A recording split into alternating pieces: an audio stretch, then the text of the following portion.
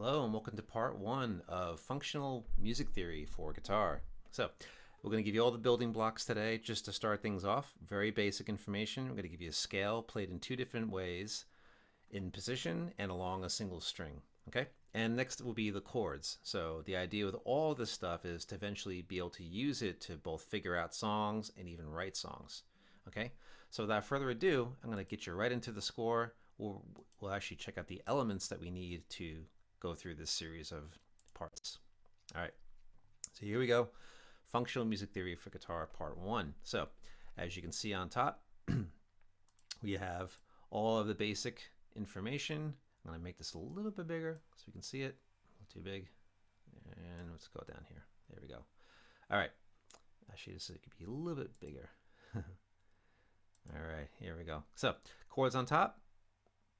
All of them, there's all seven of them. Each key has 7 chords, so in this particular key, the key is C. This is basically usually the place you would start any kind of chord collection, key of C.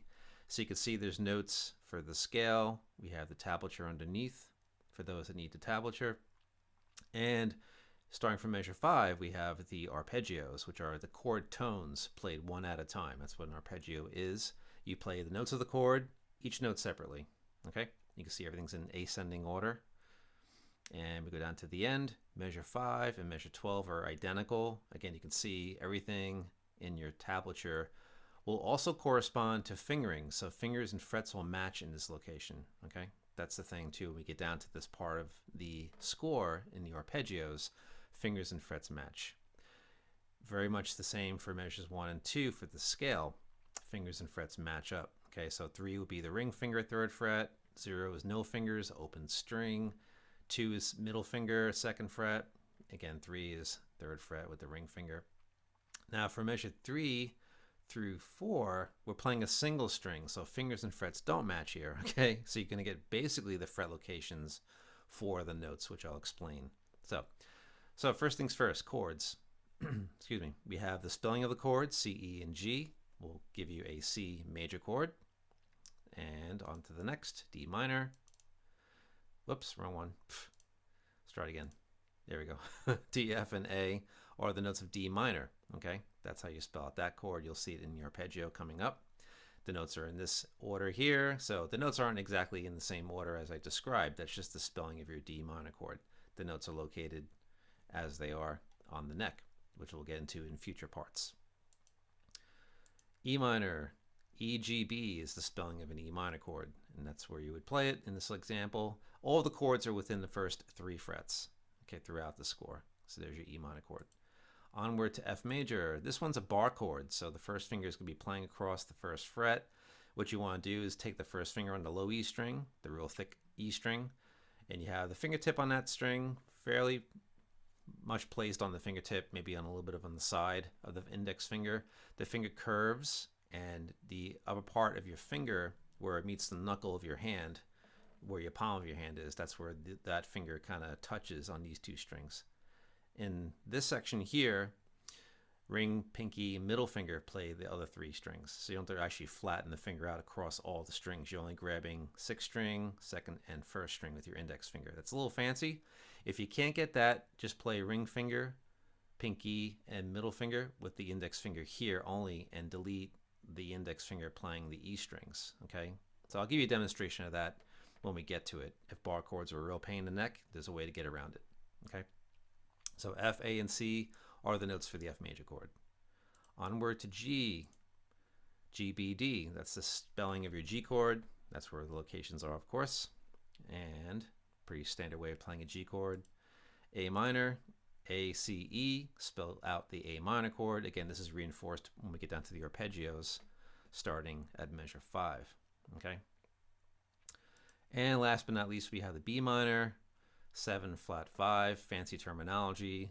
B, D, F, and A are the notes for that chord. This is actually a chord form because we're getting rid of the open strings. Okay, there's no open strings, so whenever you get that type of idea, you can take the shape of this chord and get that chord quality up and down the neck. And of course the names change depending on where you play it. For this key, B minor 7 flat 5, that's where you would have your notes for that chord in this location. Right? So there's all the chords. They'll come in handy, of course, I'll give you a demonstration later on what you can do with those. So let's hear the score. You're going to hear the scale being played within the first 3 frets on multiple strings, and then onward to measure 3, we have it on a single string, then we get onto the arpeggios. So let's hear all this stuff, all right? We're at a pretty slow tempo, 60 beats per minute with chord notes, and here we go.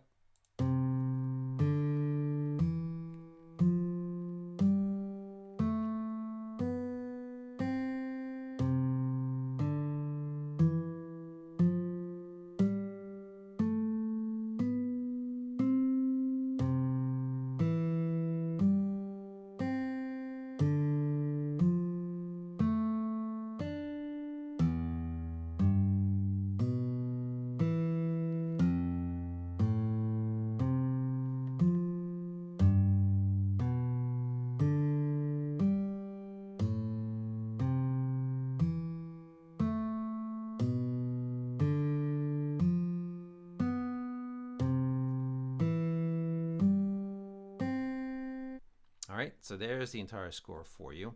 Again, these are just the building blocks for what's to come in future parts in this series. The idea of functional music theory is to be able to use this stuff to both, again, figure out songs and also to be able to write your own songs, okay? So that's the score right there. I'll leave it up a little bit longer. The idea with chords, in terms of playing, you can change the order of how you play all these chords. They don't have to be played from chord to chord to chord. You can focus on maybe the minor chords, maybe play 2 or 3 at a time. 2 is a nice pairing, which I did a whole series on in the channel called chord pairs. And that's really a good place to start, you know, kind of working back and forth between 2 chords and getting comfortable with that type of scene. Like say, if I took 2 E minor, if I took 2 minor chords, in this case E minor to A minor, that's a good place to start because we have this sort of identical shape in the chord where you have these 2 fingers together. In this case, I think it's fingered as index and middle finger. You could use middle finger, ring finger if you want to. And then what happens there is when you go to A minor, if you use middle finger, ring finger, you have to move these 2 fingers over by 1 string each. And then of course you would have, oops, sorry, we would have 2 and 3 moving. So you can either leave the 1 finger down from the E minor chord right here, and then of course you have to lift it to get to A minor, but 2 would stay down through both chord changes. So that's an example of what you can do with that. I'm going to stop the share for a second and we'll focus maybe on those 2 chords, right? So if I go to E minor first and then switch to the A minor, what I did was I kept the middle finger down between the E minor, which would be here. Middle finger plays there on the E minor chords, grabbing an E.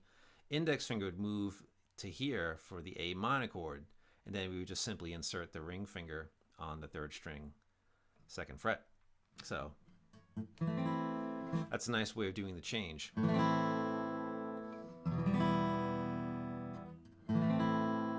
So I'm just strumming through the chords, these 2 chords.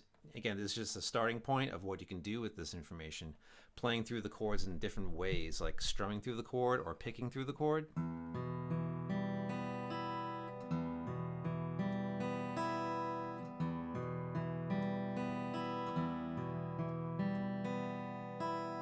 All different ways of playing through that. Moving to A minor.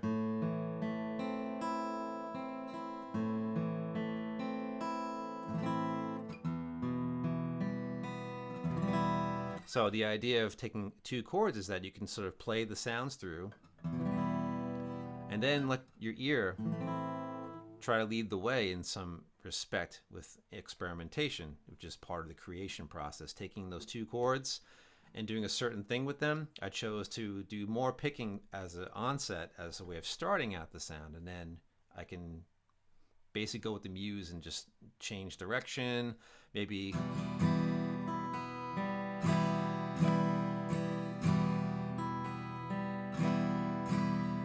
a lot of this stuff too comes down to what if, right? That's the question you can kind of have in your head is, what if I strum the chord first and then pick something, or either all the strings I just strummed or maybe a couple of strings? You can see I'm kind of floundering with some of those things because I'm really just kind of spontaneously taking the sound and doing something. And it may be successful, it may not be successful. But the idea is that you want to be able to function immediately with it. So that comes down to just simply playing it.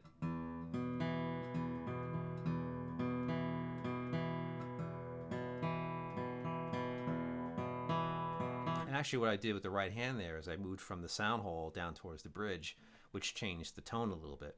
So you can see there's lots of things that can start to happen with just two things, two elements, right? It could be on a single chord, you're doing a couple of elements like picking out the notes or strumming the chord. So there's a lot of things that can happen immediately when you play through a chord change. In this case, I'm just taking a pair of chords, right? Or if I want to mix in, a major chord,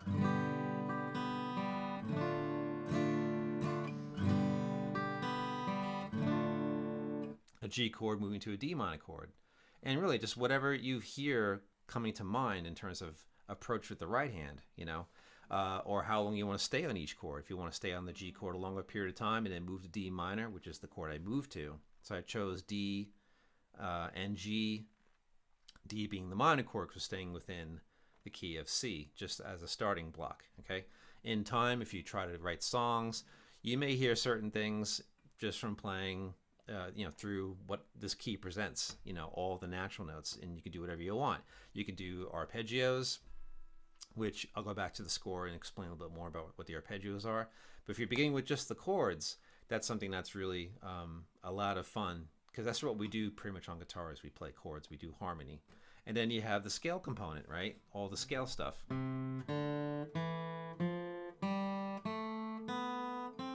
Right? That's the finger and fret matching bit I talked about in the beginning, where finger 3, ring finger, plays all the 3rd fret notes when they show up in the score. 2 covers the 2nd fret notes, and first finger covers the 1st fret notes. Okay, so the fingers and frets match there. So you have that too you can throw into the chords.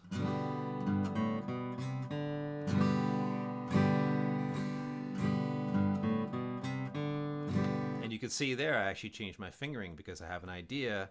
I didn't go into the finger and fret idea being a match. I just kept within the G chord. I wanted to go back to the G chord because I kind of heard that as an idea. Again, I'm spontaneously playing this stuff, totally not planned out.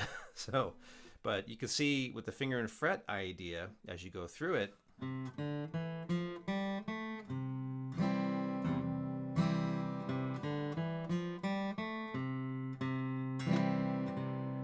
so I chose to play the C scale in this position.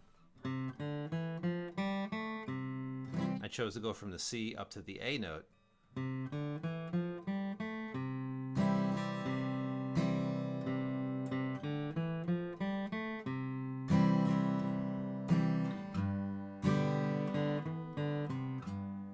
So all the ideas that come up present different ways of playing through things, where certain things go out the window, like the finger and fret thing matching goes out the window when you start to use the information. You may want to try the finger and fret matching into the chord changes that you do, but you may find it works or it doesn't work. That's part of the functional thing too, is that does the idea of what's presented function for the idea of the song you may have, okay? You may find yourself changing certain things, and that's part of playing music. There are things that happen, chord changes, fingering changes, it's all different things that go on. So that's really the springboard to much more that you can do with just the information presented in this video, okay? So moving on, let's go back to the score and see if I can bring it back up. Yes, okay.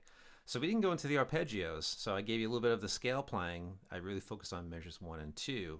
Measure 3 and 4, we'll probably go back to in a second. That's going to be where you have the single string C major scale, okay? And that presents another nice element. But onto the arpeggios. What we have here is we have string to string playing using the notes of the C chord. So we have the C moving to the E, to the G, and back to C. So we have an octave spread with all of these arpeggios. And again, octave is a fancy term. The main thing is hearing what this sounds like. I'm going to try to isolate this. You can hear. Okay, that's the arpeggio for the C chord. It's very similar to this C chord, except we're not playing the high E string in there. We're just playing the inside notes, the C, the E, the G, and the C, as you'll see it when I bring the chord up. C, E, G, C. That's what we're playing through in the arpeggio for the C chord. So that works out pretty well. But when we get to this chord, D minor. If I can highlight it, there we go. We're going to hear this. That doesn't match this chord. We're going from D, A, D, F, right? That's a little bit of a different layout than what's in the arpeggio. So if we play the arpeggio, we're going from open D string to 3rd fret, changing to the G 3rd string, 2nd fret, and finishing off with the 3rd fret of the B string. So that's a little different. You know, the notes of the chord are there, the D, the F, the A, and the D. That's the heart of the D minor chord. Okay, in the chord diagram, as you saw, the notes are in a different configuration. All right, so now with this E minor chord, we're actually favoring the low strings. If I can get this to work, there we go. Let's hear this one. And each of these sounds are important. This is a very low sound. We're using the low E string, the bottom E string, and everyone thinks that the low E string is the top E string. It's not, it's the bottom, because we're dealing with sound. So, but the main thing with that is fingers and frets still match for the arpeggios. Okay, they don't necessarily match on the chords. So we have an open E string, you can see that there. Then we have 3rd fret for the G. We have the 2nd fret. Let me just get rid of these boxes first off. Okay, sorry about that. E is open, 3rd fret gives you the G, 2nd fret on the A string gives you the B and the E. So you can see too, there's actually almost like a pattern in terms of the amount of strings you have for the arpeggios. With the exception of C major, we have a 4-string collection for that chord. Then you have these 3-string collections, right? We have strings 4, 3, and 2. There's lots of little things you'll see in the score that you can make connections to, right? The G chord in this case actually uses 4 strings, but you can see that, you know, the D minor, the E minor, the F use only 3 strings. These two, measures 7 and 8, give you all those low sounds that you would hear on the guitar. You know, so I want to kind of create a range where we use just about all of the strings. In this case, we got as high as the B string. We didn't use anything on the top E string. So the variety of different sounds to listen to with the arpeggios is very nice. Okay, it'll expand your palate and your ear. So A minor is the next one, playing A, C, E. That's the spelling of your A minor chord, finishing off with an A there. So open A, 3rd fret C, 2nd fret E, and 2nd fret A. So that's your A minor chord for the arpeggio. So that's the deal there. This one here, the B minor, 7 flat 5, fancy terminology, B half diminished, 7th chord, B, D, F, and I didn't give you the A actually, so it's actually the half diminished, but it's actually just a triad. We're just missing that other note that was in the chord earlier. So I want to give you these 3-note arpeggios. So I took out one of the notes, being that this chord here is a 7th chord, B, D, F, and then A would be what's called the 7th. We didn't include that for the arpeggio, okay? So it's a little bit different than what you have in your chord when you get to the chord. But the arpeggio that I gave you is just a minor flat 5 chord, they call it. So it's a diminished chord is what it is. Okay, if I play that measure, let's hear it. Okay, that particular chord is very unique. In this case, the chord arpeggio is very unique. Let's stop the share for a second. All right, so the way I gave it set up in the score,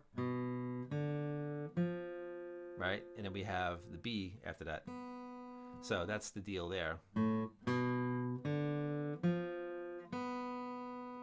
That's the way the score shows it as well. So I'm playing the B note on the A string 2nd fret, open D string, and then we have the F, and then we have an open B string up right there. So I'm actually skipping over the G string. So it's kind of a kooky little spot there. You know, let's go back to it. Right? So actually, oh, you know what I did? Actually, I gave it to you on the 4th fret of the 3rd string. So that's a little different. So in here, you could actually, if you want to, this is a little bit of a side thing.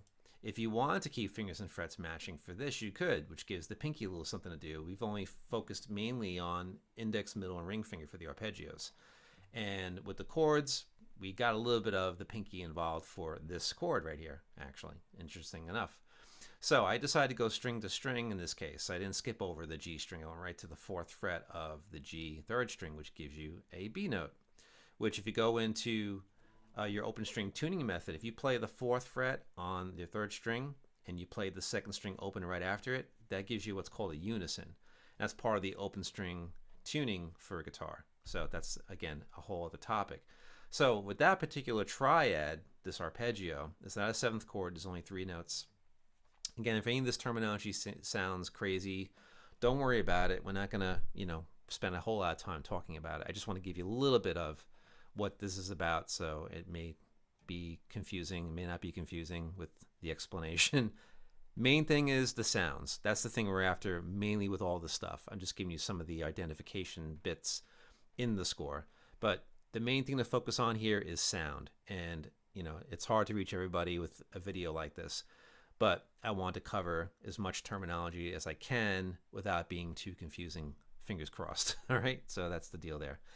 And to finish it off, measure 5 and 12 are identical. Same exact layout. Back to fingers and frets matching. C major chord, C 3rd fret, E 2nd fret on D string, open G 3rd string, and 1st fret on B string for the C note. C, E, G, C. There it is. Okay, so all the arpeggios, again, are triads. The idea of a triad, it's a 3-note collection, right? And we play it together. In this case, the notes are played separately, one at a time. Okay, so out of screen share again, I'm going to play through those bits. That's the C arpeggio. Notice I'm lifting off of the notes after I play them. C's first, and I'm playing the D, but the E note right after that, G and C. And the right hand's doing a little bit of a mute after each note. See how my hand is kind of moving up and down? That's the muting effect. When I play the C, lift off the C, go to the E note, but I have a little bit of a damp between strings 5 and 4. Or if you want them to ring out, okay? And then if you get to the chord, getting out of the arpeggio, you can hear the difference between both things. One's a little more articulated, and one is more sustained. Okay?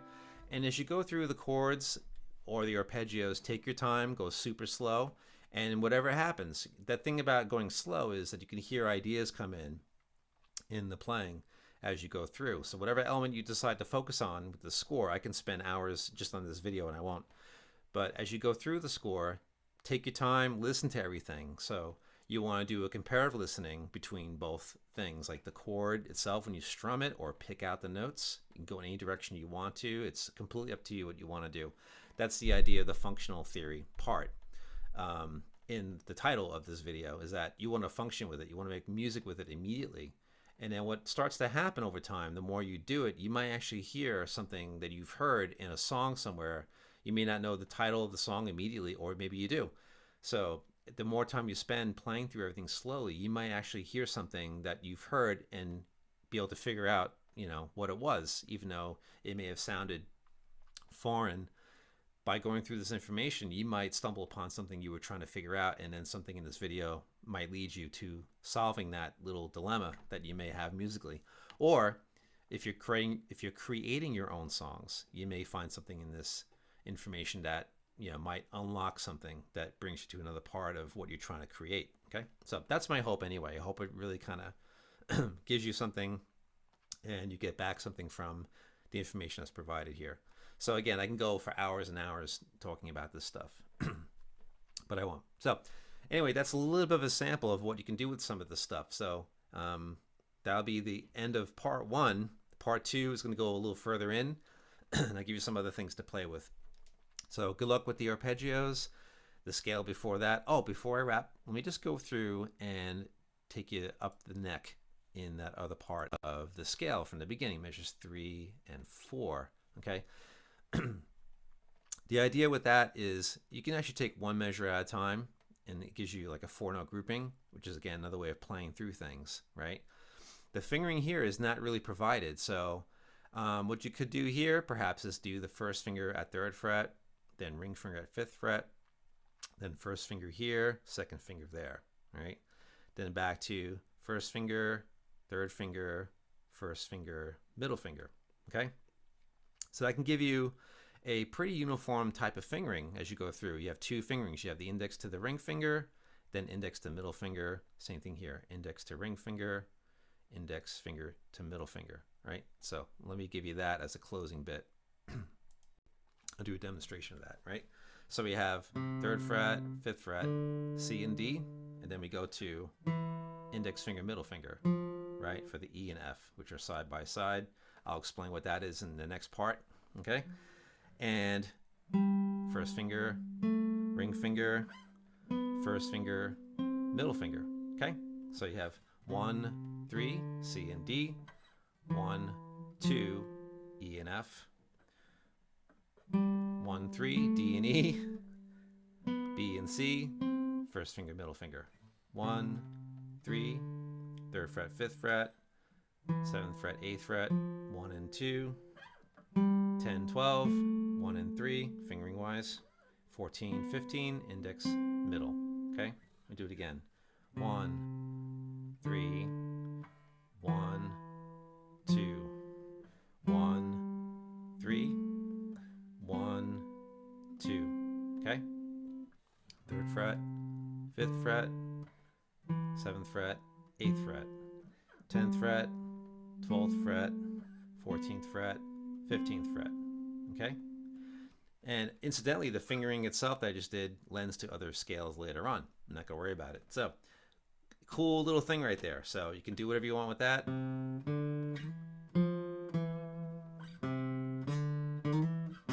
I could change that fingering again. This is just a starting point. So playing single notes on a single string, a lot can happen there. So you can take that and do what you want with it. So that's just a starting point, the fingering, and whatever you want to do with the fingering, completely up to you. So that, again, that's the taking the information and be able to function with it. That's the idea behind this, and I'll go into more detail on part 2.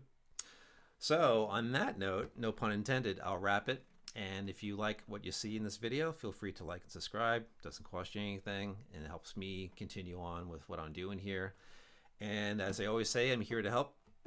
I hope this information helps you out and gives you some cool stuff, whether you're trying to figure out songs or write your own songs. I really hope it kind of gives you some places to start that maybe you haven't thought of before. So fingers crossed. So have a good one. If you like this video, feel free to like and subscribe like I mentioned. And thank you so much for being here, and we'll see you on the next video.